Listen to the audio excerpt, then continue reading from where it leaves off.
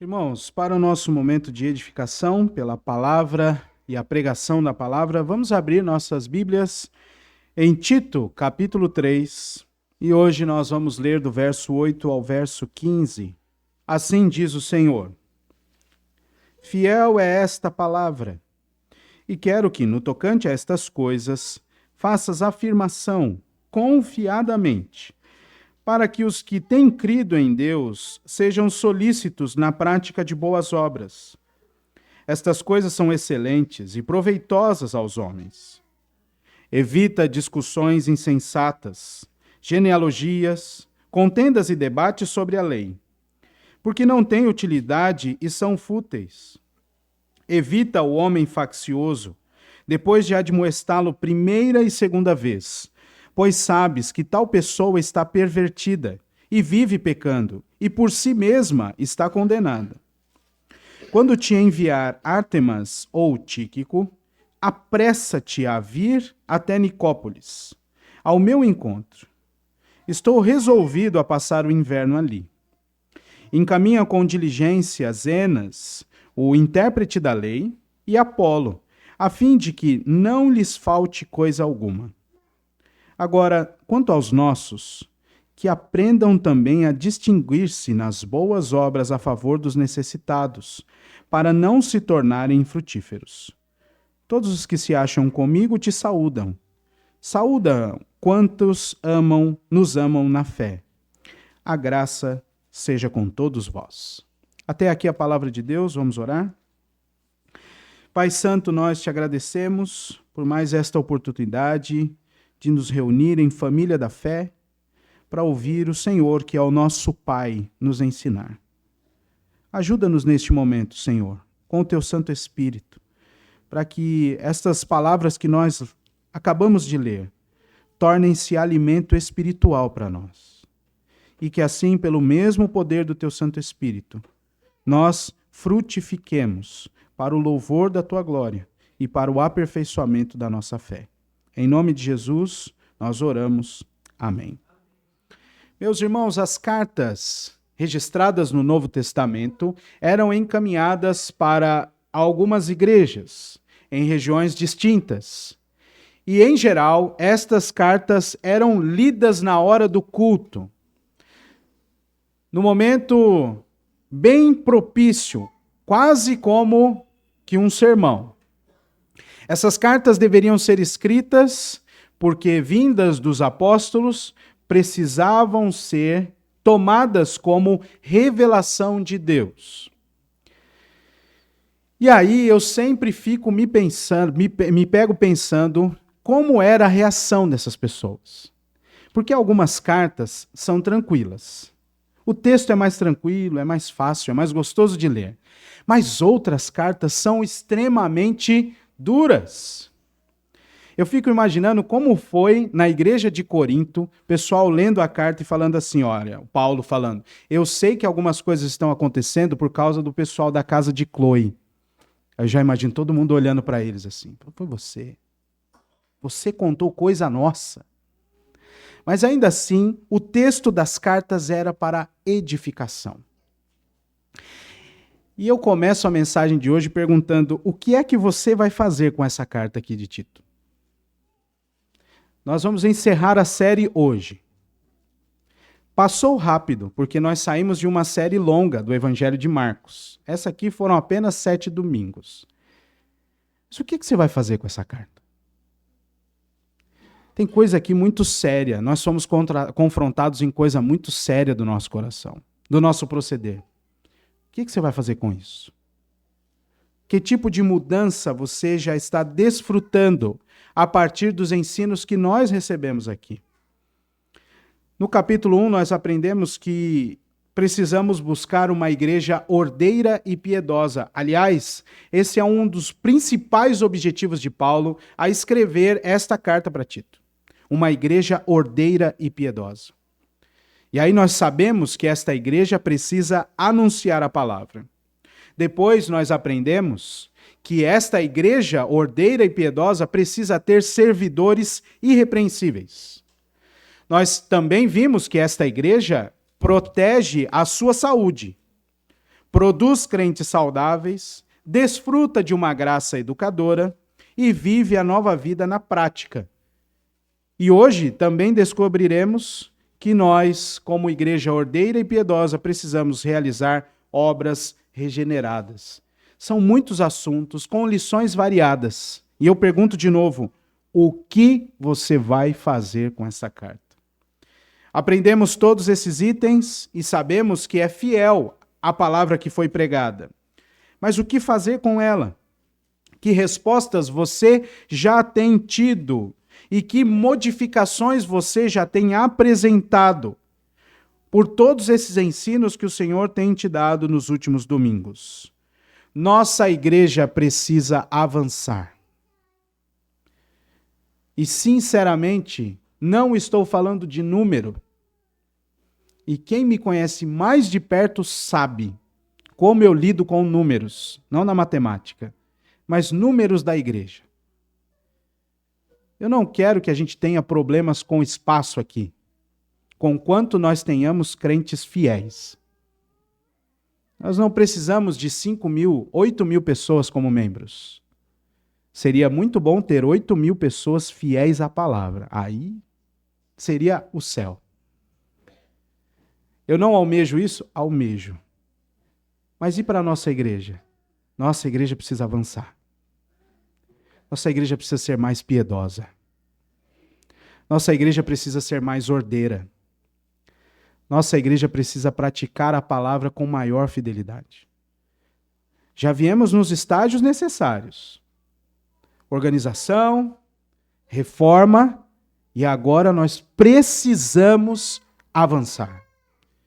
E nestes aspectos, precisamos ter crentes aqui, piedosos, reverentes ao Senhor e à sua palavra, que praticam esta palavra no seu viver. É exatamente essa a exortação de Paulo para Tito. Nós lemos isso no início. Paulo fala assim: Tito, eu te deixei em Creta para você colocar as últimas coisas restantes ali em ordem, a começar da constituição de bispos para a igreja. Muito bem. Hoje nós estamos vendo e aprenderemos que este ensino fiel da palavra vai motivar os crentes a praticar boas obras, evitarem discussões e pessoas insensatas e também a cuidarem dos seus irmãos. Este é o cerne da porção que nós lemos hoje. E é interessante porque há várias coisas assim antagônicas aqui nesse texto. No momento, Paulo fala de coisas e pessoas excelentes. No momento seguinte, ele fala de coisas e pessoas fúteis, para terminar falando de atitudes excelentes. Portanto, hoje nós aprenderemos que as obras regeneradas, no verso 8, são proveitosas aos homens. Depois, do verso 9 ao verso 11, não são fúteis.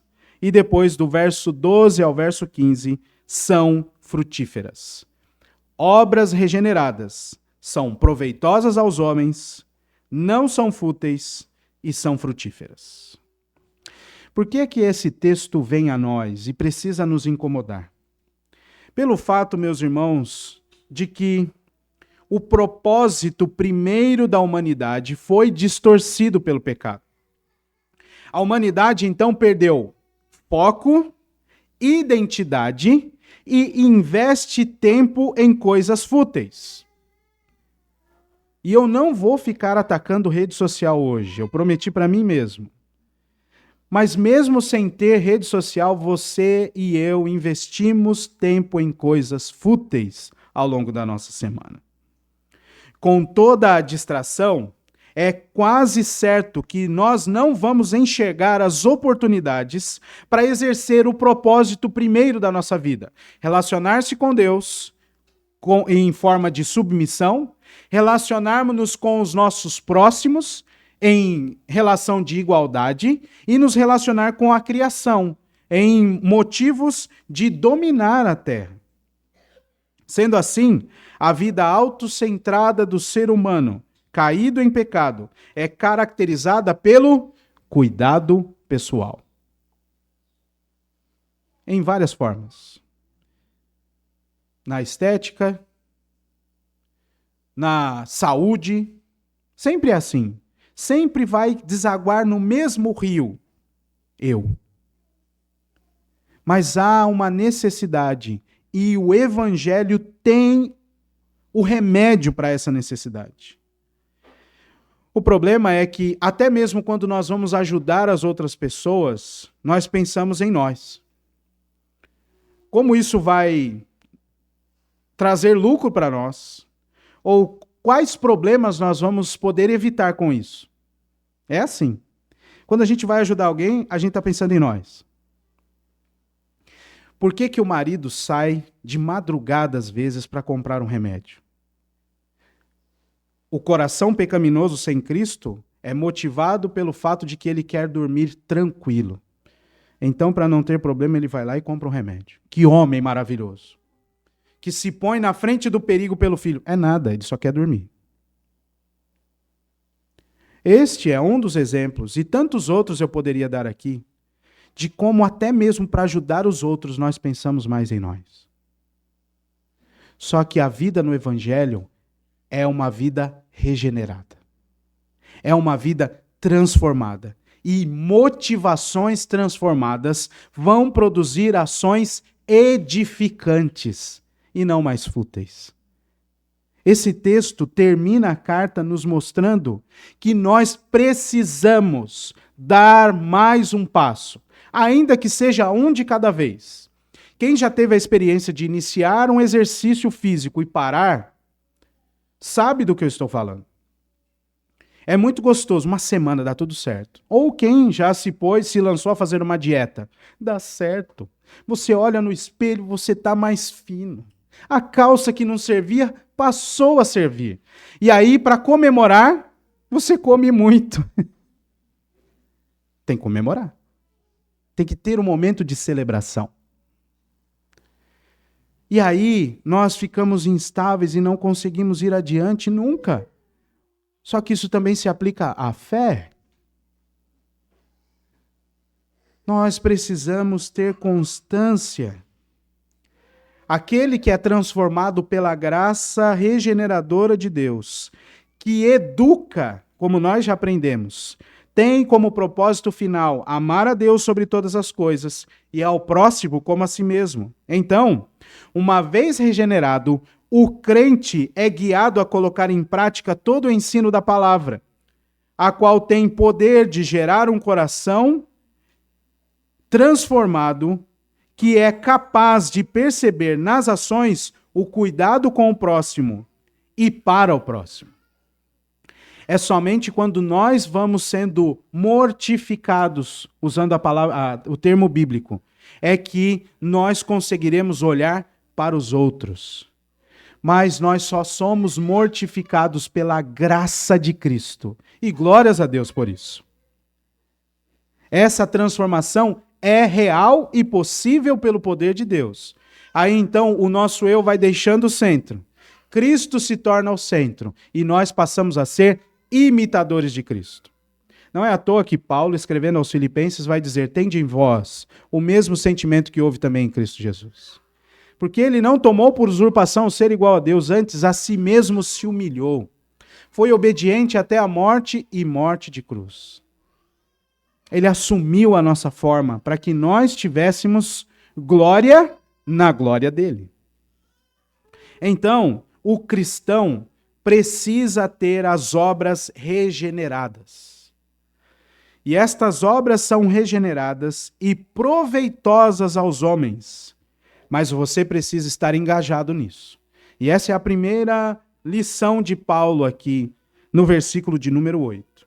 As obras regeneradas são uma maravilha, proveitosas para nós. Você precisa estar engajado. Veja só, a base do argumento de Paulo está enraizada na graça salvadora, lá do capítulo 2. Olha aí, capítulo 2, do verso 11 até o verso 14. A graça salvadora vai educar os crentes para renegarem as paixões do mundo e servirem a Deus. E, além deste fato, o argumento de Paulo também está enraizado no fato de que o Espírito de Deus lava, regenera os crentes. E isso foi o tema da mensagem da semana passada, no capítulo 3, do verso 1 ao verso 7. Veja aqui, nós somos justificados não pela justiça própria, versículo 5, mas pelo lavar regenerador e renovador do Espírito Santo. Então, Paulo tem isso em mente. A partir daqui, ele afirma que esta palavra é fiel e precisa ser ouvida. E não apenas ouvida, mas também praticada. Ela é digna, verdadeira de toda aceitação. E que este ensino pode transformar a vida de todas as pessoas. Por isso, o ensino precisa ser confiado. Mas não confiado em que alguém vai ouvir. O termo aqui também pode ser traduzido por insistente. É igualzinho Paulo falou para Timóteo. Prega a palavra. Insta. Quer seja a tempo ou fora de tempo. Semelhantemente, utilizando este termo confiadamente, Paulo está anunciando a mesma coisa para Tito. Seja insistente em anunciar a palavra fiel, que vai fazer com que as pessoas tenham as suas obras regeneradas, porque anteriormente foram regenerados pelo Espírito Santo. E assim, os crentes serão despertados a praticarem seus dons e talentos recebidos pela graça do Senhor. Todos nós temos dons e talentos. E é uma maravilha ver a multiforme graça de Deus nos dons e talentos das pessoas. Eu acho fascinante algumas veias do evangelho que não são muito latentes em mim, mas é muito bom ver em outras pessoas, e aí eu fico tranquilo, eu não fico invejando. Porque eu sei que Deus exerce a sua multiforme graça. Ele dá o seu Espírito por medida, para que nós sejamos partes de um corpo. E assim nós vamos avançando com estas coisas que são proveitosas para todos nós. Veja que a insistência de Paulo é: faça essas afirmações confiadamente, insista nisso, para que os que têm crido em Deus sejam cuidadosos ou até mesmo estejam prontos para a prática de boas obras. Tem um termo que Paulo usa aqui, que é um termo que pode ser traduzido em estar ocupado com boas obras. A insistência de Paulo é grandiosa mesmo. Mas esta ideia de boas obras só vem a ser real a partir do conhecimento da palavra fiel. As obras regeneradas não é porque você deixou de dar uma oferta para uma instituição que não era crente e agora você passou a ter uma instituição crente. Não é isso. Não é essa regeneração que a gente está falando. É uma transformação completa da motivação do coração e como nossos pensamentos, nossas palavras e nossas ações refletem um coração regenerado. Os homens ímpios, que têm a lei de Deus inscrita em seu coração e são governados pela moralidade divina, também sabem fazer coisa boa. Às vezes até melhor que nós. Vai dizer que você não fica invejando às vezes. Quando alguém fecha um caminhão com 15 toneladas de cestas básicas. E quando você vai dar alimento para alguém, você compra a mini do mercado. A gente gosta de olhar para o outro. A gente acha fantástico. A gente também pode aqui na igreja botar um adesivo e fechar 15 toneladas de alimento. Mas qual é a motivação do nosso coração para isso? Precisa vir, meus irmãos, como fruto de um coração que está transformado. E mais do que isso, recheado com a palavra de Deus. Porque senão, serão obras mortas, como a gente leu na liturgia. A palavra de Deus produz crentes verdadeiros e prontos para realizar boas obras. Essas obras não estão relacionadas, num primeiro momento, a fazer essas entregas materiais. Aqui a ideia é generalizada mesmo. Tudo que você fizer precisa ser uma coisa boa. Tudo que você fizer precisa ser uma boa coisa. uma boa obra. Tudo. Não é só entregar mantimento para quem precisa. Aliás, sobre os necessitados, Paulo só vai falar no fim do texto que a gente leu. Você reparou nisso? Aqui a ideia é geral. Vai varrer uma calçada, vai fazer para o Senhor. Voltar no exemplo do homem, que sai como um grande herói para comprar uma dipirona para o filho, agora ele vai fazer não porque ele quer dormir mais tempo, mas porque ele vai fazer para o Senhor. Em resposta ao chamado que Deus deu a ele como marido, como chefe do lar. Vocês, estudantes, quem está estudando? Pode ser adulto também, levanta a mão. Todos os estudantes que estão aqui. Todos. Tem estudantes de vários níveis, inclusive de pós-graduação, mestrado aqui. Para quem vocês estão apresentando os trabalhos? De quem vocês querem a aprovação? Essas perguntas são nevrálgicas, são centrais. Até para mudar o jeito como você escreve. Hoje está muito fácil digitar um comando e ter ideias maravilhosas na internet. Ter trabalhos muito bem estruturados, razoáveis, relevantes. Mas não é você. Para quem você está fazendo? Para quem? As boas obras, sejam elas em que nível for, cuidar da casa, cuidar do marido, cuidar da esposa, cuidar dos filhos, ir para o trabalho, trabalhar, exercer a sua função, ajudar alguém a atravessar a rua, dar espaço para alguém botar o carro na vaga que você queria. Toda e qualquer obra é regenerada naquele que recebeu a ação do Espírito Santo. Mas às vezes a gente ainda fica separando aquela parcela de que aqui também a gente não pode, né, pastor? Então são várias categorias que a gente fica remisso. A primeira delas é que aqui é o Brasil, né, pastor? Aqui, se não souber jogar, morre. Essa é a primeira categoria. A segunda categoria é que assim, aprendi assim na minha família. É difícil. E a terceira categoria já é daquela pessoa que ela entregou mesmo, assim. Ou foi entregue, aí tem que ver. E é um problema ser entregue, depende, né? Não era bom ser entregue por Paulo, né? Lembra dos dois casos? As duas vezes que ele escreveu que ele entregou alguém, ele entregou para Satanás. Mas a pessoa mesmo entregou. Não, eu sou assim, vão ter que me aturar. Obras regeneradas que procedem de um coração regenerado. Veja aí o versículo 14 do capítulo 2.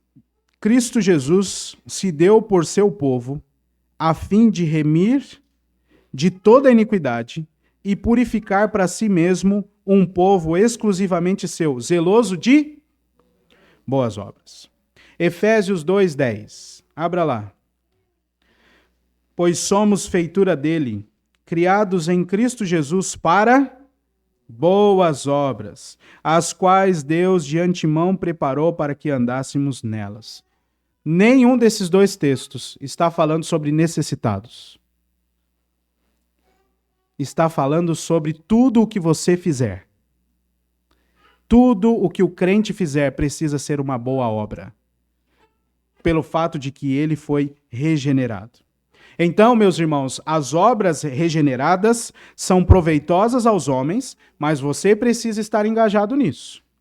E estas obras também não são fúteis, pois não desperdiçam o tempo com discussões vazias e nem com contendas. E esse é o segundo momento do texto. Volte lá para Tito, capítulo 3, a partir do verso 9. As obras regeneradas não são fúteis. Até por isso, Paulo fala para Tito, evita, passa de largo, evita com empenho, tá? Aqui é muito intencional. Você tem que sair de perto. Evita discussões, debates insensatos, genealogias e contendas, a luta mesmo sobre a lei. Por quê, meus irmãos? Diz o versículo de número 9, porque não tem utilidade e são fúteis. Evita isso. A vida cristã não é para a gente ficar batendo boca. Não, eu acho que Deus decretou primeiro isso, depois isso, depois isso. Então eu sou do time dos infra. Não, eu acho que Deus decretou isso primeiro, depois isso, depois veio aquilo. Então eu sou supra. E aí fica ali. Não, olha, eu acho mesmo que primeiro Jesus vem, depois Jesus volta e assim e tal, assim. Só o debate. Quando não, a gente ouve coisas assim. Eu não creio num Deus assim. Eu não creio que a Bíblia de fato ensine isso aqui. A mera especulação não vai fazer você crente. Você pode conhecer versículo por versículo da Bíblia, mas isso não vai transformar a sua vida. Algumas discussões são importantes. E, aliás, elas é que trouxeram saúde para a igreja na história. Os debates precisaram acontecer.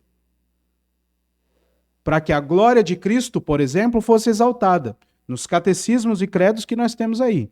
Mas esses textos escritos foram depois de uma grande demanda, de muito debate. Não vou falar da história da igreja recente. Vamos falar do Concílio de Jerusalém, por exemplo. Os gentios podem ser crentes como os judeus ou não? E aí o texto de Atos capítulo 15 diz: havendo não pouca discussão entre Paulo e os da Judéia, eles bateram boca feio. Até que o assunto foi resolvido biblicamente. E lá no Concílio de Jerusalém foi ouvido: eles, gentios, foram salvos pela graça, como nós, judeus, também fomos. Mas a mera especulação precisa ser evitada. E aí veja quanto tempo você vai economizar nas redes sociais agora. Quanto tempo de vídeo de reagindo você vai parar de assistir? Porque em alguns casos, e eu não estou generalizando, até porque eu não acompanho todos os canais que fazem reação de outros canais e de outras palestras. Eu não tenho coragem para fazer isso. Mas ainda assim, a mera especulação precisa ser evitada. Por que aquela reação está assim? Porque aquele moço está falando dessa forma, porque ele segurou o microfone assim, porque ele está vestido de uma forma inadequada, que faltou reverência, só isso. Evita essas coisas. As obras regeneradas não são fúteis. Olha outra coisa que você precisa evitar. Versículo de número 10. Evita, e a ordem é a mesma, é com empenho mesmo. Você vai ter que se blindar disso. Evita o homem faccioso. Sabe qual palavra que aparece aqui? A palavra herético. É fantástico. Evita esse homem. Mas é uma palavra que também pode ser traduzida como cismático. E é exatamente isso que a heresia faz na igreja. Causa uma divisão. Eu acho que eu ensinaria de outro jeito. Não, eu entendo assim, mas tudo bem se você entender desse jeito também. E a Bíblia passou a ser só uma peça de decoração. O homem faccioso precisa ser evitado. O homem que traz heresias, a falsa doutrina, o herege dentro da igreja, precisa ser evitado. Igual nós aprendemos no capítulo 2. No capítulo 1, é preciso fazê-los calar. Mas preste atenção. Olha como continua o versículo de número 10. Depois de admoestá-lo, primeira e segunda vez. Isso não vai te eximir da necessidade de confronto. Irmão, irmã, está pensando errado. Porque o texto bíblico diz assim. Não, mas isso aí é uma interpretação da tradição histórica, isso aí. Irmão, irmã, leia mais esses textos aqui. Vamos orar juntos. Seu pensamento não está adequado com o ensino bíblico. Não, mas olha, isso aí eu acho que é assim, ó. Cada um vai ter que decidir diante de Deus, não é? Porque Deus é que é o juiz, não é, pastor? Evita. Evita. Passa de largo. Mas antes, admoesta. Primeira, segunda vez, em amor ao irmão, para ganhar aquele coração para o Senhor. E ainda assim, se ele se mantiver cismático, evita. E também há uma razão para isso, no versículo de número 11. Pois sabes que tal pessoa está pervertida. E aqui a ideia é muito mais ampla do que talvez a nossa língua portuguesa possa apresentar para nós. Porque a maneira como o apóstolo Paulo construiu esta ação verbal aqui, de estar pervertido, é uma ideia de uma ação completa já. É uma ação que foi encerrada. Essa pessoa já está pervertida. E essa ideia de perversão mostra frutos contínuos. Na nossa língua portuguesa, a gente não tem muito algo que explique isso. Mas é exatamente essa a intenção da palavra, do verbo que Paulo colocou aqui. Uma ação completa, já realizada, que tem frutos constantes e perceptíveis. Então, toda vez que você foi lá confrontar essa pessoa a primeira e a segunda vez, ela só está demonstrando algo que já aconteceu. A alma dela está pervertida. Pois vive pecando, diz aqui o versículo de número 11, e por si mesmo está condenado. Mas como é que nós vamos saber isso? Não, pastor, é só tirar do grupo da igreja. Admoesta. Primeira, segunda vez. E aí nós veremos os frutos. E aí então saberemos como responder. A nossa primeira tentativa dessas obras regeneradas é restauração daqueles que se contradizem com a palavra de Deus. Abra sua Bíblia comigo em Romanos capítulo 16. Romanos 16, verso 17. Rogo-vos, pois, irmãos, que noteis bem aqueles que provocam divisões e escândalos, em desacordo com a doutrina que aprendestes. Afastai-vos deles. Porque esses tais não servem a Cristo nosso Senhor, e sim a seu próprio ventre, e com suaves palavras e lisonjas enganam o coração dos incautos. Evita, passa longe, mas antes admoesta. Precisa ter o confronto. 1 Coríntios 11, 19. E aqui, esse texto eu trouxe para que você acalme o seu coração. Não é tarefa fácil confrontar alguém herético, cismático. É difícil. A gente tem que tomar muito omeprazol. Tomar muita água tônica. Muita. Mas veja só, há uma função também na igreja para os confrontos. 1 Coríntios 11, 19. Porque até mesmo importa que haja partidos entre vós, para que também os aprovados se tornem conhecidos em vosso meio. Sabe aquela cena de Moisés no meio do povo gritando assim, ó: quem é do Senhor, venha para cá. É claro, eu não posso ficar fazendo isso aqui na igreja. E eu espero que a gente nunca precise fazer isso. Mas às vezes, até mesmo algumas demandas dentro da igreja, no seio da igreja, são necessárias e até mesmo utilizadas pelo Senhor para purificar a sua igreja, para identificar quem é joio e quem é trigo, quem é ovelha e quem é bode. Alguns de nós têm aquela ação impetuosa, como as dos discípulos. Senhor, quer que a gente corte? Às vezes o Senhor mesmo dá conta. E se ele não fizer aqui, no dia final, não vai ter o que fazer. Às vezes, a ira do homem não produz a justiça de Deus. Mas o Senhor dá ferramentas à igreja para manter a saúde desta igreja, que pertence a Ele, sempre em dia. Evita perda de tempo com debate que não vai levar a lugar nenhum. Evita gente que não quer se conformar à palavra de Deus. Evita esse tipo de gente. A palavra de Deus capacita os crentes a evitarem futilidade e perversão. Não há tempo a perder, meus irmãos. O evangelho precisa ser pregado e vivido. Quanto menos tempo você passar com perda dessas coisas, com coisas fúteis, mais tempo você vai ganhar. E é esse tempo que você precisa utilizar para fazer obras regeneradas.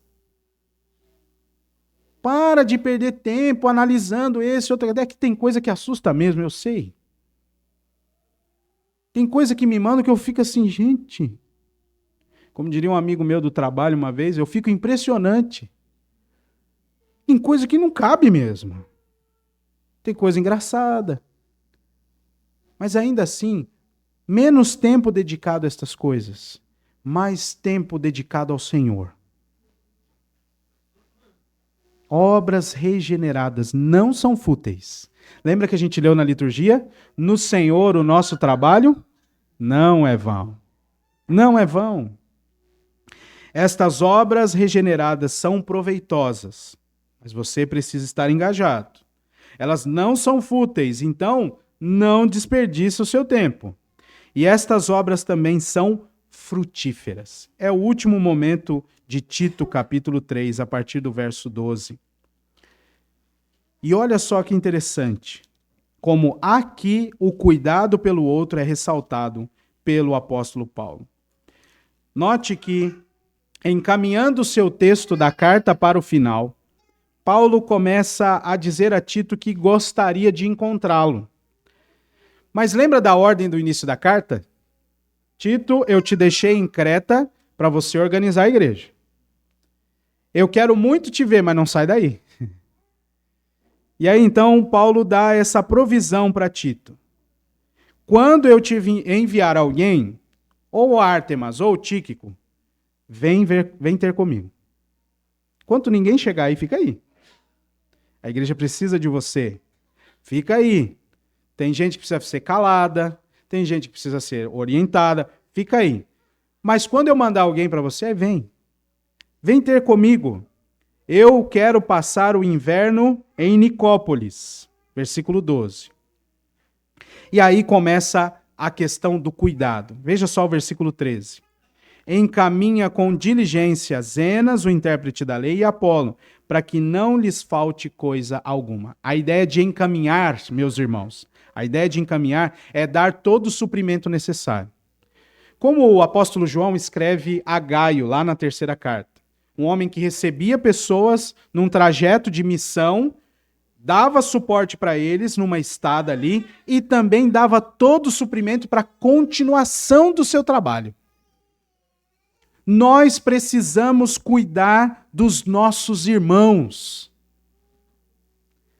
As obras regeneradas, que são frutíferas, precisam ser percebidas entre nós aqui. Qual foi a última vez que você falou com a missionária Cecília? Qual foi a última vez que você falou com o missionário Gessé? Não vamos nem falar. Qual foi a última vez que você assistiu um vídeo do Gessé? Qual foi a última vez que você percebeu que aquela pessoa que vinha sempre na igreja não está vindo mais? Faz a conta. Não, pastor, mas a igreja tem um hall de membros, não tem? Não dá para vocês perceberem lá? O que vocês querem que a gente faça? Que a gente comece a botar lista de presença no culto lá embaixo? Para depois a gente apresentar um relatório de presença dos irmãos aqui da igreja? Crente tem que vir na igreja.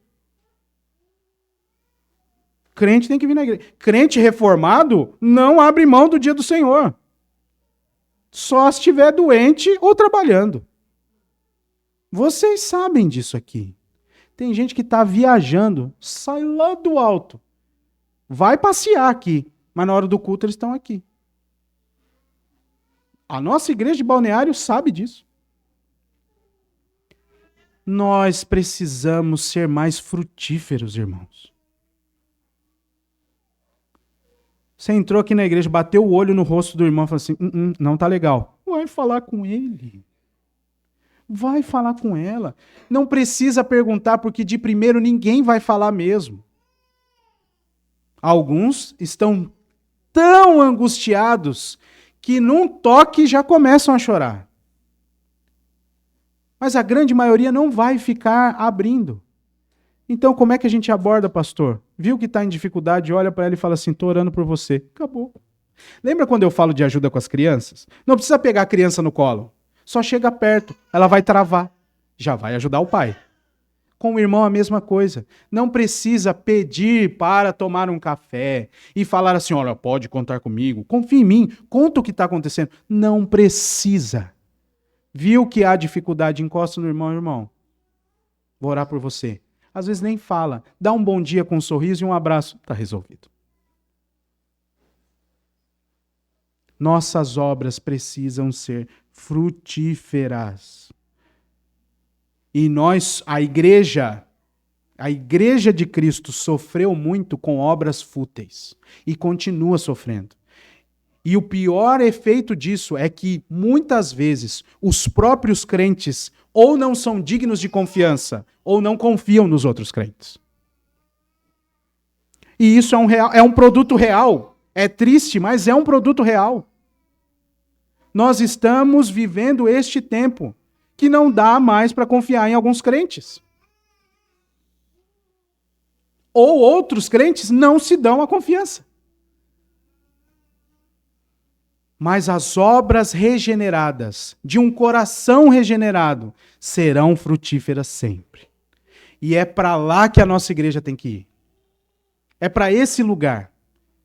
De cuidar dos irmãos, de encaminhar, verso 13, com diligência os irmãos, para que não falte nada para eles, assim como era no início da igreja. Tudo eles tinham comum. E nada faltava. Ninguém passava necessidade. Não é verdade? Tinha gente que tinha bastante, vendia um pouco para dar, para que ninguém tivesse falta de nada. Não é comunismo, para todo mundo ficar andando de carro importado. É equidade, justiça social e amor ao próximo, para ninguém ter falta de nada. É isso. Nossas obras precisam ser frutíferas. E aí tem um exemplo aqui do próprio apóstolo Paulo no versículo 14. Agora, quanto aos membros da igreja, Tito, que eles aprendam a distinguir-se nas boas obras a favor dos necessitados, para que não se tornem infrutíferos. Você está numa comunhão de gente. Você tinha que ser distinto, diferenciado, no cuidado com os mais necessitados. Porque você é crente, só por isso. Nós precisamos cuidar dos nossos. E também precisamos cuidar dos outros. Nós precisamos produzir frutos, meus irmãos.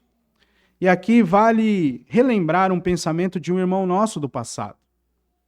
Ao olhar para o trabalho e reexplicar biblicamente como o crente deveria olhar para o trabalho, de uma maneira revivificada pelo Espírito, ele vai trazer 3 itens interessantes: trabalho, poupança e frugalidade, que é o desfrute do fruto do seu trabalho.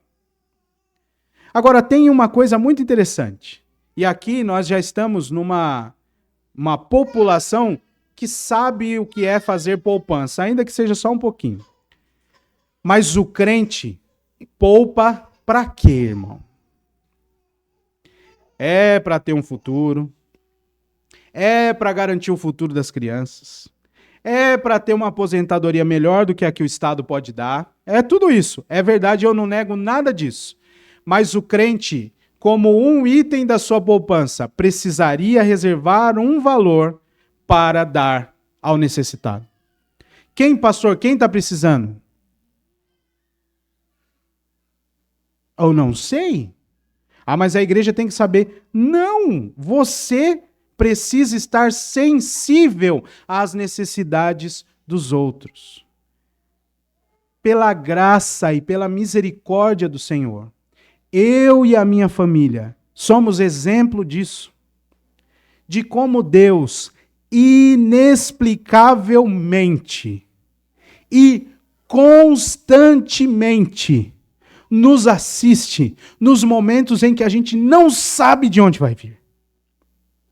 Em várias áreas. Em várias áreas. E sempre foi assim. É muito maravilhoso o que acontece. E eu poderia gastar o mesmo tempo do sermão contando exemplos que nós temos de como Deus utiliza o seu povo para frutificar na vida de outros tantos. Não estou fazendo aqui atestado de pobreza, nem atestado de pobreza da minha família. Eu só estou contando em forma de testemunho que Deus utiliza o seu povo para assistir às necessidades daqueles que realmente estão carecidos. E nós todos aqui precisamos estar prontos para responder a isso. Coloca mais um item na sua poupança. Nem que seja R$10. Coloca ali. Esse valor aqui vai ser para ajudar alguém. Ah, pastor, mas R$10 não vai ajudar ninguém. Você não sabe? Realmente a gente não sabe. Porque o inverso também acontece, irmãos. Tem falso mestre no meio da igreja, tirando dinheiro das pessoas. Dinheiro de pagar conta de luz. Dinheiro de comer um alimento. Com promessas infundadas na Bíblia. E as pessoas vão lá e entregam de coração aberto. Mas estão sendo enganadas. Agora, a obra regenerada pelo Espírito Santo vai produzir frutos. Comece a despertar o seu coração para isso. Não precisa ser muito. Não precisa ser no Tesouro Direto. Ainda que a Selic esteja a 15. Não precisa. Não precisa ser no CDI de 120%. Não precisa. Pastor, sobrou dinheiro esse mês. Guarda, filho, você tem que guardar. Alguma coisa vai acontecer. Uma luz vai queimar, um chuveiro vai queimar, a bateria do carro, a bateria do não sei o quê, vai quebrar. A pilha do controle vai parar de funcionar. Guarda dinheiro. Mas parte dessa poupança, você precisa lembrar que tem alguém precisando. E não importa o valor. Não importa o valor. Lembra de alguém, pede o Pix, manda. Não sabe para quem mandar? Pergunta para a liderança da igreja. Os diáconos estão aí para a obra de necessidade. Ô irmão, tem alguém precisando? E não vem assim também, ô irmão, está precisando, que é só um pouquinho. Assim. Não. Ninguém estabeleceu o valor de doação. Cada um contribua com o que Deus colocou no coração. Com alegria, porque Deus ama. Deus ama o que dá com alegria. Nós precisamos ser mais frutíferos no cuidado com os nossos irmãos e no cuidado dos necessitados. Não precisa, presta atenção, o conselho depois vai brigar comigo. Não precisa passar pela igreja isso. Essa oferta ao necessitado, não precisa. Vai direto. Vai lá com o irmãozinho, senta com ele, toma um café. Não quer, está constrangido, tem gente que não... Tudo bem. Não, pastor, mas a Bíblia fala que aquilo que a mão esquerda faz, a direita não deve... É isso mesmo, ninguém está negando isso. Nós precisamos olhar para o outro. Estender a mão. Porque mais do que tudo... Nós precisamos nos lembrar de que tudo que nós temos e somos procede das mãos do Senhor. Nós já somos necessitados que recebem a oferta diária do Senhor. Desde o pão até a misericórdia que purifica as nossas iniquidades. Por que nós então não vamos estender isso aos outros? No cuidado mútuo e também nas questões materiais. Assim, o nosso desejo para a nossa igreja precisa ser esse do finzinho do verso 15. Que a graça do Senhor Jesus Cristo seja com o nosso espírito. Nós precisamos avançar e ter obras regeneradas. Por isso eu quero ressaltar as últimas 3 coisas. A primeira delas, reorganize o seu tempo. Isso é já. Reorganize o seu tempo.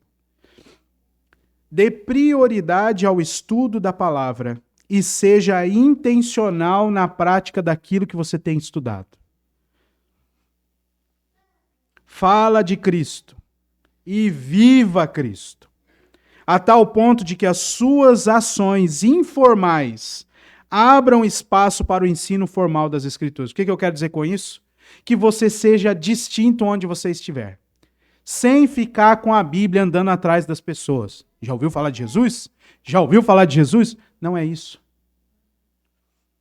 Você precisa estar tão permeado da palavra que as suas ações vão chamar a atenção das outras pessoas. Ô meu querido, por que você não enfrentou com desespero essa situação aqui? Está todo mundo desesperado. Por que você não está assim? Não, porque eu tenho esperança. Esperança no quê? Não, eu tenho esperança. Abriu a porta. Agora entra e fala do Evangelho. Reorganize o seu tempo. É a prioridade, é o estudo da palavra. Eu sei que para alguns a prioridade é a academia. E tem até um fundamento de saúde mesmo, que se não fizer vai ficar todo travado. Eu sei disso. Mas a prioridade da prioridade é um tempo com o Senhor. Acorda 15 minutos mais cedo. Eu já mudei, porque anteriormente eu falava de 30 minutos. O pastor já ficando fraco, né? 15 minutos, irmão. Acorda mais cedo. Leia a Bíblia. Ora. E peça para o Senhor abençoar o seu dia. Só isso. E vai-te embora. À medida em que você vai crescendo no estudo da palavra, vai aumentando o seu desejo de estar com o Senhor, e assim daqui a pouco você tem tempo. E assim como separar das primícias materiais, o Senhor vai retribuir isso se você reservar as primícias do seu horário, as primícias do seu tempo para o Senhor. O Senhor, com bênçãos inimagináveis, vai retribuir o seu povo, porque Deus é o galardoador daqueles que o buscam. Hebreus 11:6. Segunda coisa, seja sábio. Evite perder tempo com coisas fúteis e com pessoas que são pervertidas. Evite. Lembra que tem um confronto anterior. Evita. Deixa o Senhor cuidar. Reorganize o seu tempo. Seja sábio. E por fim, uma pergunta. Hoje, de quem você está cuidando? Pensa aí. Paulo listou 2 pessoas para Tito cuidar. Apolo. Você leu isso comigo? E Zenas. 2 irmãos que eram para ser cuidados por Tito. Encaminha eles com diligência. Você que é crente, que professou a sua fé em Cristo Jesus, que tem sido aperfeiçoado no amor de Cristo, de quem você está cuidando? Por quem você está diligentemente orando? Pode ser uma pessoa só. Quem você quer que melhore no Senhor? Quem é hoje a pessoa que você ama bastante, que você queria ver essa pessoa melhor, transformada? Que ainda que você não consiga atender às necessidades materiais, que você pelo menos separa tempo para orar, falar assim, Senhor, derrama ali, ó. Tira do ímpio e dá para ela, porque eu não estou conseguindo agora. Quem é essa pessoa? Nós precisamos avançar nisso. No cuidado mútuo, um com os outros aqui. Eu tenho uma lista? Eu tenho uma lista. Mas eu não quero ficar forçando você a fazer as coisas. Nós somos um corpo de Cristo. Ore ao Senhor nesta semana. Nesta semana. Eu quero te desafiar a isso. Ore nesta semana, pedindo a Ele que te apresente pessoas para orar e cuidar delas. Ore, só isso. Pastor, eu já tenho, mas eu estou meio assim de falar com a pessoa. Acho que hoje as portas já estão abertas. Tem uma irmã aqui na nossa igreja, hoje ela não veio. E tem um outro irmão também que é muito habilidoso nisso. Vez por outra eles encostam em mim e falam assim, pastor, só assim, ó. Fala, irmão, assim e tal, ora por ele e tal. Ah, então tá bom. Sensíveis. Tem um compromisso com os irmãos aqui da igreja. Eu sei que há outros aqui. Estou contando da experiência que eu tive com 2 irmãos. Eu sei que há outros. Mas se você ainda não tem ninguém, ou se neste período de tempo você não tem mais ninguém para cuidar, ore ao Senhor e peça para Ele te dar alguém. Pode ser alguém que não seja da igreja, tá? Essa semana a gente tomou um susto lá em casa. Umas coisas meio inexplicáveis, né? Nossa, mas assim, de uma vez, eu não conhecia. Falei, vamos ter que cuidar. Orar por essas pessoas. Cuidar dessas pessoas. De quem você está cuidando hoje? Pastor, pode ser da minha família? Sério mesmo? Sério que você vai ser tão preguiçoso assim?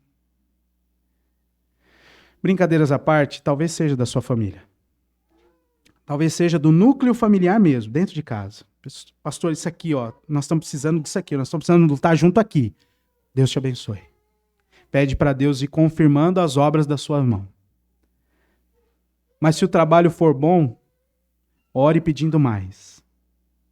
O trabalho da igreja é fazer discípulos. De que maneira? Ensinando-os a guardar tudo o que Cristo disse. Essa é a nossa missão. Não é uma missão transcultural. É uma missão de agora. De quem você está cuidando. E para isso também você vai precisar reorganizar o seu tempo. Reorganize o seu tempo, seja sábio. E peça a Deus para te apresentar alguém ou algumas pessoas para você encaminhar diligentemente na fé. As obras regeneradas são proveitosas, não são fúteis e são frutíferas. Nós aprendemos com Tito, de quem nós nos despedimos agora, que a igreja precisa ser ordeira e piedosa. Uma igreja que anuncia a palavra de Deus, que tem servidores irrepreensíveis, que protege a saúde da igreja, que produz crentes saudáveis, que desfruta da graça educadora, que vive na prática da nova vida e que realiza obras regeneradas. Que Deus nos faça ser essa igreja, para o louvor da glória dele e para o nosso crescimento mútuo aqui. Fique em pé no seu lugar, nós vamos orar. Pai do céu, nós te louvamos pela tua graça, que é derramada sempre sobre a nossa vida. E te pedimos, ó Pai, que o Senhor nos faça fiéis à tua palavra. Nós te agradecemos pela igreja de Balneário Camboriú. Quantas maravilhas o Senhor já realizou aqui neste lugar. Quantas vidas foram transformadas aqui, Senhor. E nós te pedimos que o Senhor continue a nos utilizar como instrumentos nas tuas mãos, para que mais vidas sejam transformadas. E que assim nós também contemplemos ainda mais as tuas maravilhas que o Senhor tem realizado. Faz-nos crescer, ó Deus, no conhecimento da tua palavra. Faz-nos crescer no amor uns pelos outros. Faz-nos crescer em agentes da paz que excede todo entendimento. E que assim o teu nome seja glorificado em tudo. Guarda-nos, Senhor. porque nós estamos sendo despertados por Ti para trabalhar no Teu reino. Então protege cada um dos irmãos que está aqui, Senhor. Que nesta semana eles sejam amparados na luta contra a carne, na luta contra Satanás. Que eles estejam atentos o tempo inteiro, Senhor, para não cair nas tentações e nas ciladas do mundo. E que assim Satanás não tenha nada de indigno para falar contra nós desta igreja. Porque nós estamos sendo despertados a confiar somente em Ti e a praticar a Tua santa palavra. Fortalece a Tua igreja, Senhor, para que nós perseveremos no dia mau e depois de ter vencido tudo, permaneçamos inabaláveis pelo Teu poder. Para que o Teu reino seja expandido e a Tua glória manifesta em nós e através de nós. Ajuda-nos, porque nós somos totalmente dependentes de Ti. Em nome de Cristo Jesus, nós oramos agradecidos. Amém.